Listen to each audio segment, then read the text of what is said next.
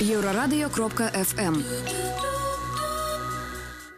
Вітаю ўсіх слухачоў Еўрарадыё. Студыі для вас працуе Зміцер Лукашук, і гэта сумесны стрым Еўрарадыё і Е-прамовы, які, як звычайна, вы можете не толькі слухаць, але і глядзець праз акаунты Еўрарадыё ў сацыяльных сетках Facebook, Аднакласнікі, ВКонтакте, на канале YouTube. 9 красавіка у мінскім офісе тэлеканала «Белсат» прайшоў ператрус. Прыйшлі супрацоўнікі следчага камітэта. Пра тое, што шукалі, у межах якой крымінальнай справы і чым гэта можа пагражаць журналістам, якія працуюць на тэлеканал «Белсат», мы сёння і пагаворым з госцем у маёй студыі. Гэта супрацоўнік тэлеканала «Белсат» Алексей Минчонок. Добрый день, Алексей. Ну, калі можна так, конечно, сказаць, добрый день. Тым не менш, вось гэты дзень асабіста для вас як пачаўся, як даведаліся пра сітуацыю? Ну, даведаўся з працоўных камунікатараў пра гэта. Калегі пачалі паведамляць, што прыйшлі ў офіс. Было складана нешта большае зразумець, таму што наш калега Мікола Дзябёла, які там знаходзіўся, толькі паспеў паведаміць пра гэта, і яму загадалі адключыць тэлефон. І далей нешта даведацца было складана. Стаялі проста пад офісам каля ўваходу ў пад'езд і чакалі сканчэння ператрусу, каб нешта даведацца. Ну, не скажу, што гэта некая новая ситуация для нас, это уже До речі, подлічували, які гэта ўжо по ліку ператрус? Трэці, ці калі так вот казаць пра офісы, то трэці, напэўна, але быў яшчэ адзін даўно, вельмі ў 8-м годзе, здаецца, ў 2008-м, калі да супрацоўнікаў да хаты просто прыходзілі. Нават больш, бо там і офісныя суправаджаліся калісьці там ператрусамі у калегаў. Справа такая ўжо некая моцна не выбівае з каляіны, просто разумееш, што это зараз пайшло і зараз скончыцца.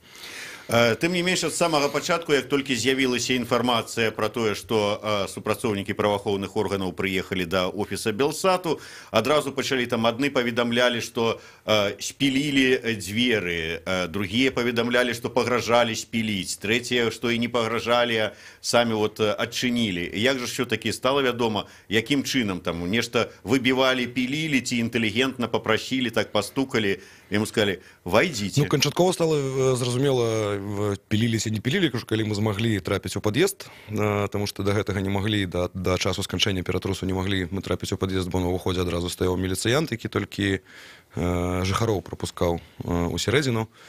Не пілілі, але пагражалі спіліць, бо наш калега Мікола Дзябёла адразу не хацеў ім адчыняць дзверы, бо не разумеў, хто гэта. Ужо калі яны показалі яму праз дзверы гэтую пілу, там ці патэлефанавалі яму на тэлефон, патлумачылі ўсё, то ён адчыніў ад гэтага. Ну, напэўна, калі б не адчыніў, то можа і пілілі б, ну, але, дзякуй Богу, не пілілі. Давай все ж таки да тое, чаго, ў прынцыпе, вот і чакаюць ад нас слухачы, гледачы, каб разабрацца у дадзеным выпадку канкрэтным падчас гэтага ператруса. Чаго прыходзілі, у межах якой там справы, не справы праходзіла ўсе гэтыя следчыя дзеянні? Ну, зараз узбуджаная крымінальная справа па артыкуле 188, частка 2 Крымінальнага кодексу. Паклёп. Справа была такая, што яшчэ летам, калі была гэтая справа медыкаў гучная, нашыя журналісты рыхтавалі матэрыял, у якім у тэкставай версіі якога была проста зробленая памылка, тэхнічная памылка з рыбы. Выпадкова у фінальны варыянт тэксту на сайце трапіў кавалак, у якім паведамлялася пра затрыманне былога следчага шведа, і зараз ён кіраўнік дзяржаўнага камітэту судовых экспертызаў, здаецца. У самым сюжэце, які рыхтаваў наш калега Алесь Залеўскі, гэтага не было. Ну, тэкстовую версію прыкрая памылка трапілася гэта. Як толькі заўважылі, то адразу ўсё змянілі, прынеслі прабачэнне, далі абвяржэнне, але спадару шведу гэтага было недастаткова. Ён напісаў заяву на імя міністра ўнутраных справаў з патрабаваннем узбудзіць справу супраць Залеўскага. Следчы камітэт правёў праверку, не знайшоў падставаў для ўзбуджэння крымінальнай справы, але Менская прокуратура не так даўно ўсё ж такі справу ўзбудзіла, і ў межах гэтай справы адбываліся і допыты нашых калегаў, і вось той ператрус, які сёння адбыўся, найверагодней адбываўся ў межах гэтай справы, ну, бо як бы іншай по 188 артыкуле я не ведаю.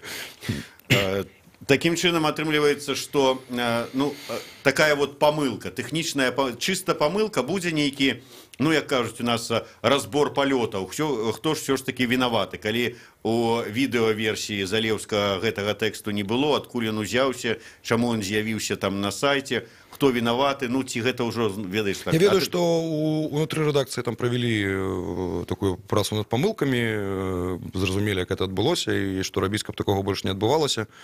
То бок, ну, рэдакцыя павырашала гэтыя пытанні. Ну, але і шведу, і следчаму камітэту, ці пракуратуры, я не ведаю, гэтага недастаткова.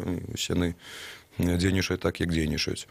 Трэба сказаць, што афіцыйная пазіцыя, напрыклад, Беларускай асацыяцыі журналістаў, шэрагу міжнародных арганізацый такая, што пытанне пра паклёп ці там пра абразу не можа быць разгледжана ў межах крымінальнага кодексу. Гэта павінна вырашацца ў межах цывільных грамадзянскіх справаў. То бок спадару шведу было дастаткова падаць грамадзянскі пазоў з патрабаваннем там кампенсацыі ці чагосьці яшчэ, але беларускае заканадаўства такое, што тут падключаецца крымінальны кодекс і ўся рэпрэсійная машына беларускай дзяржавы для таго, каб вось абараніць правы грамадзяніна шведа.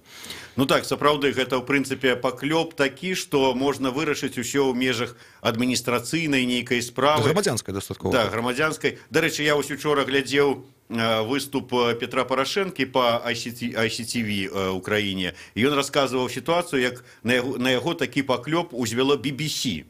І ён з імі судзіўся, падаў суд, і ў межах вось таксама такого, не ведаю, там ёсць у іх грамадзянская ці не, але суд разгледзеў, выплацілі кампенсацыю, аплацілі там судовыя ўсе гэтыя расходы і ўсё. А тут атрымліваецца, што вот такое правасуддзе. Гэта дазваляе дзяржаве атрымаць магчымасць прыйсці з ператрусам, дапытаць супрацоўнікаў медыа, правёўшы ператрус, атрымаць доступ да тэхнікі, пашукаць нешта на гэтых кампутарах і жорсткіх дысках, якія былі сканфіскаваныя. Можа, раптам нешта знойдзецца цікавае, тое, што дазволіць ім мець рашах уплыву там у будучыні. Тое самае, як было, напрыклад, з Тутбаем, так у межах справы Белта, калі прыйшлі проста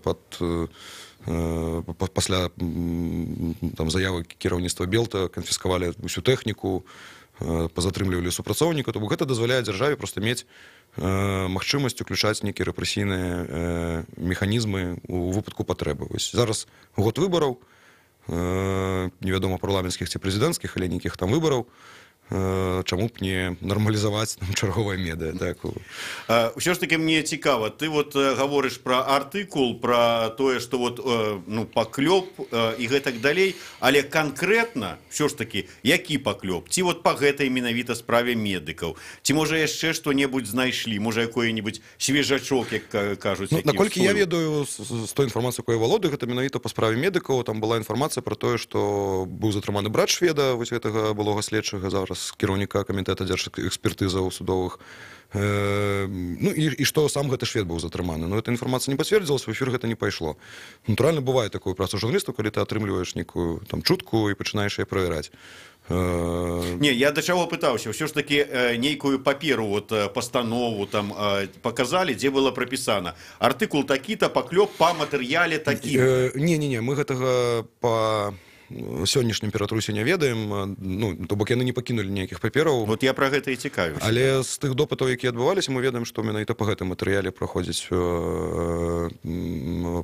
допыты, уласна. Да гэтага праверка была следчага камітэту. Сёння прайшлі не толькі вот ператрус, але і допыты нейкія. Допыты былі раней нашых калегаў. Раней. Сёння вот толькі гэтым ўсё завершылася справа. Так, Мікола Дзябёла пасля ператрусу застаўся ў офісе, ён не знаходзіцца ў статусе, ні ў якім статусе, і яго адразу адпусцілі пасля допыту. Мы баяліся, што могуць забраць яго, там, не ведаеце, на допыт ці затрымаць. Ну, дзякуй Богу, ён на свабодзе і можа працаваць далей. Але хто праходзіць, ну, я не ведаю, там, галоўным абвінавачаным, ну, назовем это так, хай пакуль у двукосе. Невядома. Ніякіх абвінавачанняў нікому не высунута. Падазрэнняў таксама. прайшоў ператрус, тэхніку забралі, але нікога канкрэтна не вінаваціць. Вот калі мы прыгадывалі там справу Белта, то выставілі канкрэтным журналістам нейкія там прэтэнзіі. У дадзеным выпадку ніякіх імёнаў не называлася, што вот маем там прэтэнзію там да Мінчонка, там за Залеўскага ці там яшчэ да каго. Не, з таго, што я ведаю, не. І ніякай інфармацыі пра гэта не было. Ні ад следчага камітэту, ні ад кагосьці іншага. Калі вот все ж таки казаць пра гэтую памылку са шведам, который кіраўнік дзяржаўнага камітэта судовых экспертыз, ці не была, ты сказаў, што напісалі абвяржэнне, там прабачэнне на сайце, але ці не спрабавалі на яго самога выйсці? Калега Алесь Залеўскі спрабаваў, ён праз электронны зварот яму напісаў прапанову сустрэцца, прынёс прабачэнне, але ніякай рэакцыі на гэта не было. Допак яго не запрасілі на сустрэчу са шведам. Ці ўжо абмяркоўвалі, там, скажем, з юрыстамі, з адвакатамі, чаго можна чакаць далей і да чаго рыхтавацца? Абмяркоўвалі, складана зразумець логіку следчых, што яны будуць рабіць, дзеля чаго робяцца гэтыя дзеянні следчыя, чаму там трэба было канфісковаць тэхніку, чаму недастаткова той інфармацыі, якая на допытах была атрыманая.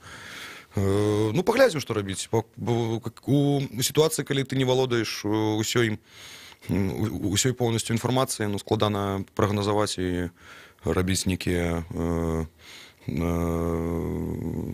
папераджальныя рухі.